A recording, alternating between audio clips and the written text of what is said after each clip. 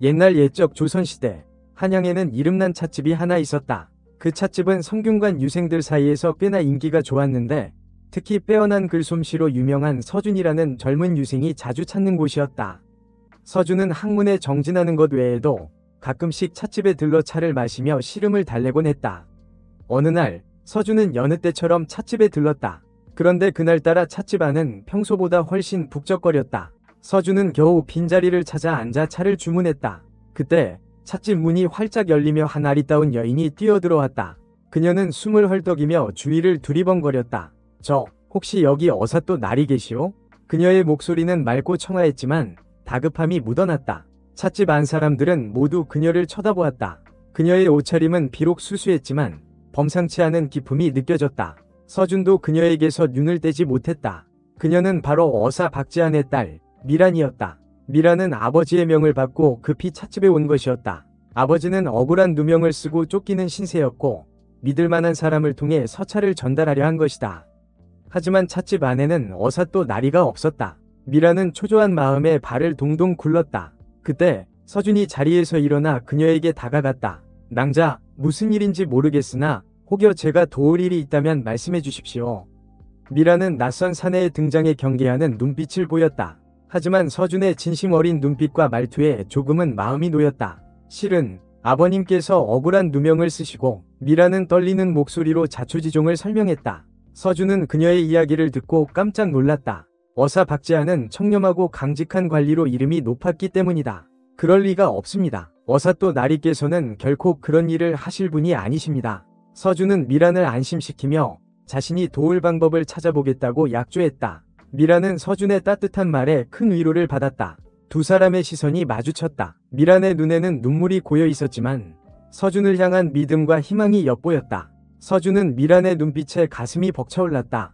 그는 반드시 그녀를 돕겠다고 다짐했다. 그날 이후 서준은 미란을 만나기 위해 찻집에 자주 들렀다. 두 사람은 함께 차를 마시며 이야기를 나누었다. 미란은 아버지의 억울함을 호소하며 눈물을 흘리기도 했고 서준은 그녀를 위로하며 용기를 북돋아 주었다. 두 사람 사이에는 풋풋한 감정이 싹트기 시작했다.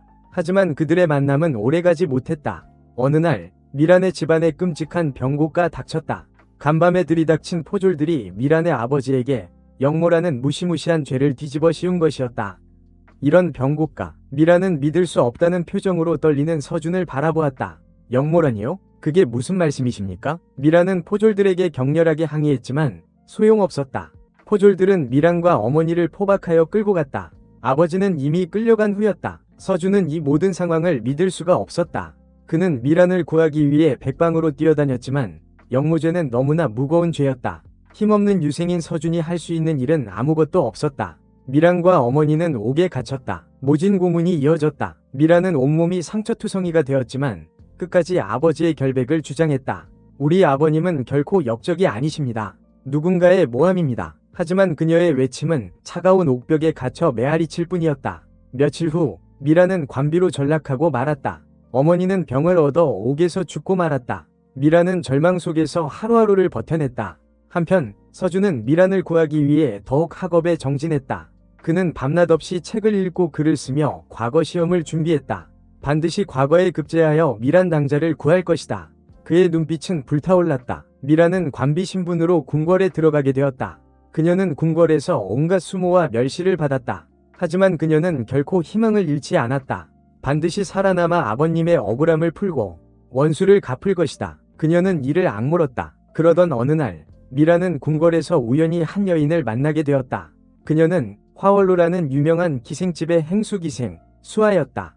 수아는 미란의 딱한 사정을 듣고 그녀를 돕기로 결심했다. 걱정 마라. 내가 너를 최고의 기생으로 만들어주마.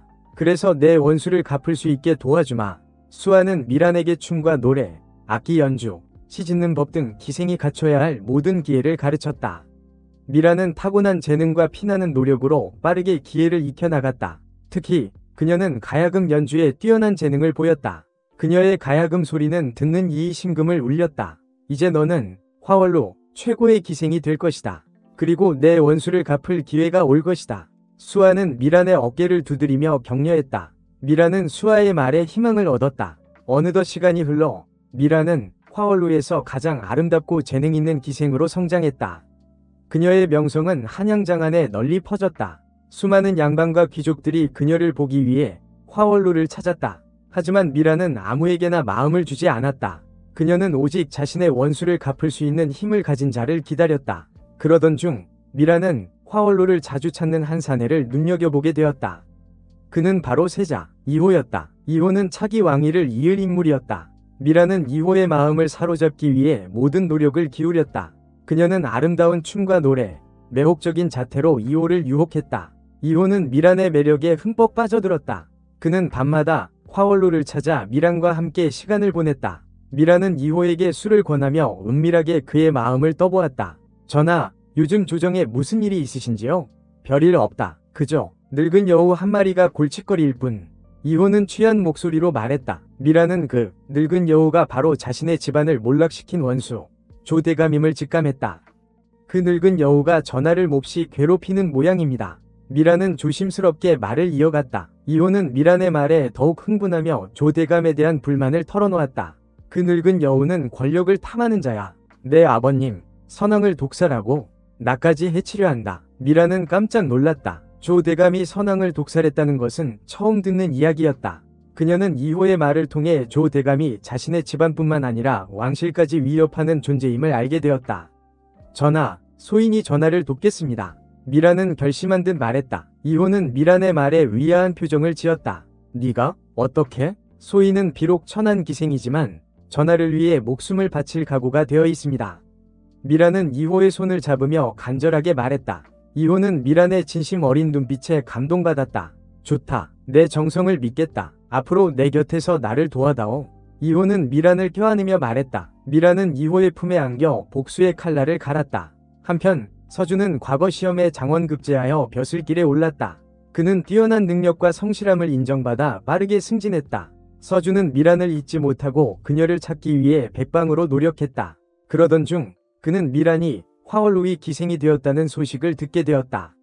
서준은 큰 충격을 받았다. 하지만 그는 미란을 포기하지 않았다. 그는 미란을 만나기 위해 화월루를 찾았다.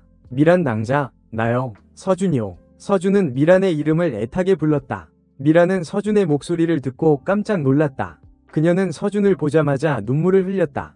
서준 도련님, 두 사람은 오랜만에 재회했다. 하지만 그들의 만남은 기쁨보다는 슬픔이 더 컸다. 미란은 자신의 처지를 비관하며 서준을 밀어내려 했다. 저는 이제 천한 기생입니다. 도련님과는 어울리지 않습니다. 무슨 소리요? 나는 당신을 사랑하오. 당신이 어떤 모습이든 상관없어. 서준은 미란을 껴안으며 진심을 고백했다. 미란은 서준의 따뜻한 품에 안겨 하염없이 눈물을 흘렸다. 그날 이후 서준은 자주 화월루를 찾아 미란을 만났다. 두 사람은 서로의 사랑을 확인하며 힘든 시간을 함께 견뎌냈다. 서준은 미란에게 자신의 계획을 털어놓았다. 그는 조대감의 비리를 밝혀내고 미란의 집안을 복권시키기 위해 노력하고 있었다. 미란 낭자, 조금만 기다려주시오. 반드시 당신의 억울함을 풀어주겠소. 고맙습니다, 서준 도련님. 하지만 너무 위험한 일은 하지 마세요. 미란은 서준을 걱정하며 말했다. 서준은 미란의 손을 잡으며 안심시켰다. 걱정 마시오. 나는 반드시 성공할 것이오. 그리고 당신과 함께 행복하게 살 것이오. 미란은 서준의 굳은 의지를 믿었다. 그녀는 서준을 위해 자신이 할 수 있는 일을 하기로 결심했다. 미란은 이호를 통해 조대감에 대한 정보를 수집하기 시작했다. 그녀는 이호의 총애를 받는 기생이라는 점을 이용하여 조정의 은밀한 이야기들을 엿들을 수 있었다. 전하, 요즘 조대감의 움직임이 심상치 않습니다. 혹시 무슨 꿍꿍이가 있는 것은 아닐까요? 미란은 이호에게 조대감에 대한 의혹을 제기하며 그의 반응을 살폈다. 이호는 처음에는 미란의 말을 대수롭지 않게 여겼지만 점차 그녀의 말에 귀를 기울이기 시작했다. 내 말이 맞을지도 모른다. 그 늙은 여우는 항상 내 뒤통수를 칠 기회만 노리고 있으니 이호는 조대감에 대한 경계심을 강화했다. 그는 미란에게 조대감의 동태를 계속 감시하라고 지시했다. 미란은 수아의 도움을 받아 조대감의 비리를 파헤치기 시작했다. 수아는 오랫동안 기생생활을 하며 쌓아온 인맥을 이용하여 중요한 정보들을 수집했다. 미란아, 조대감이 비밀리에 군사를 모으고 있다는 정보가 있어. 수아는 미란에게 은밀하게 말했다. 미란은 깜짝 놀랐다. 조대감이 군사를 모으고 있다는 것은 영모를 꾀하고 있다는 증거였다. 이 사실을 반드시 세자저하께 알려야 해. 미란은 서둘러 이호에게 이 사실을 알렸다. 이호는 미란의 말을 듣고 크게 분노했다. 그 늙은 여우가 드디어 본색을 드러냈구나. 당장 조 대감을 잡아들여라. 이호는 즉시 군사를 동원하여 조 대감의 집을 포위했다. 조 대감은 미처 도망치지 못하고 체포되었다. 조 대감의 집에서는 수많은 증거물들이 쏟아져 나왔다. 그 중에는 선왕을 독살한 증거와 미란의 아버지에게 영모죄를 뒤집어 씌운 증거도 포함되어 있었다. 이호는 조 대감을 직접 신문했다. 조 대감은 처음에는 혐의를 부인했지만 쏟아지는 증거들 앞에 결국 모든 사실을 자백했다. 내가 그랬어. 선왕을 독살하고 박제한에게 누명을 씌운 것도 모두 내가 한 짓이오.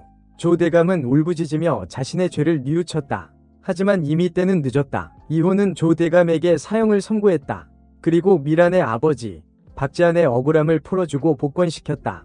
미란은 아버지와 재회하며 뜨거운 눈물을 흘렸다. 그녀는 오랜 시간 동안 꿈꿔왔던 복수를 이룬 것이다. 아버님, 죄송합니다. 제가 너무 늦었습니다. 아니다, 미란아. 내 덕분에 내가 이렇게 살아서 돌아올 수 있었다. 고맙다, 내 딸아. 박제한은 미란을 껴안으며 위로했다. 서준은 미란의 곁을 지키며 그녀를 축하했다. 그는 미란의 억울함이 풀린 것을 자신의 일처럼 기뻐했다. 미란 낭자, 이제 모든 것이 끝났어. 우리는 이제 행복하게 살 수 있어. 네, 서준 도련님. 당신이 없었다면 저는 이 모든 것을 이룰 수 없었을 거예요. 미란은 서준의 손을 잡으며 고마움을 전했다. 두 사람은 서로의 눈을 바라보며 뜨겁게 입을 맞추었다. 그들의 입맞춤은 오랜 기다림과 고통을 녹이는 듯했다.